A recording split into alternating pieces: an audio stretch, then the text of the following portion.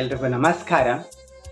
ತಲೆಯಲ್ಲಿ ಹೇನು, ಸೀರು, ಫುಲ್ ತಲೆ ಇಚ್ಚಿಂಗ್ ಮತ್ತು ಡ್ಯಾಂಡ್ರಫ್ ಮತ್ತು ಹೇರ್ ಫಾಲ್ ಇದ್ದಾಗ ತಲೆಯ ಯಾವುದೇ ಸಮಸ್ಯೆ ಇದ್ರೂ ಕೂಡ ನೀವು ಬೇವಿನ ಎಲೆಗಳನ್ನು ತಂದು, ಬೇವಿನ ಎಲೆ 1 ಮುಷ್ಟಿ ಅಥವಾ 2 ಮುಷ್ಟಿ ಅಷ್ಟು ತಂದು ನೀವು 150 ಗ್ರಾಮಿಂದ ಹಿಡ್ಕೊಂಡು 300 ಗ್ರಾಮ್ನಷ್ಟು ಬೇವಿನ ಎಲೆಗಳನ್ನು ತಂದು ನೀವು ತೊಳ್ಕೊಳ್ಳಿ. ಫಸ್ಟ್ ತೊಳ್ಕೊಂಡ ನಂತರ ಒಂದು ಬವೆಲ್ನಲ್ಲಿ 300 to 400 ml ವಾಟರ್ನ ಹಾಕಿ ಚೆನ್ನಾಗಿ ಕುದಿಸ್ಕೊಳ್ಳಿ.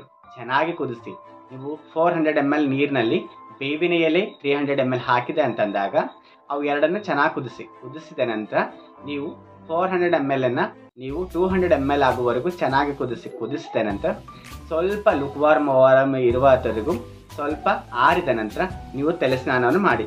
ನೀವು ತಲೆ ಸ್ನಾನ ಚೆನ್ನಾಗಿ ಸ್ಕಾಲ್ಪಿಗೆ ಹಚ್ಚುವಾಗೆ ಚೆನ್ನಾಗಿ ಹಚ್ಚಿ ಅವು ಬೇವಿನ ನೀರನ್ನು ಚೆನ್ನಾಗಿ ತಲೆಗೆಲ್ಲ ಹಚ್ಚಿದ ನಂತರ ನೀವು ಮಿನಿಮಮ್ 35 to 45 ಮಿನಿಟ್ಸ್ ಬಿಟ್ಕೊಡಿ. ಬಿಟ್ಕೊಂಡ ನಂತರ ನಾರ್ಮಲ್ ಶಾಂಪೂಯಿಂದ ನಿಮ್ಮ ತಲೆಯನ್ನು ತೊಳ್ಕೊಂಡು ಬನ್ನಿ.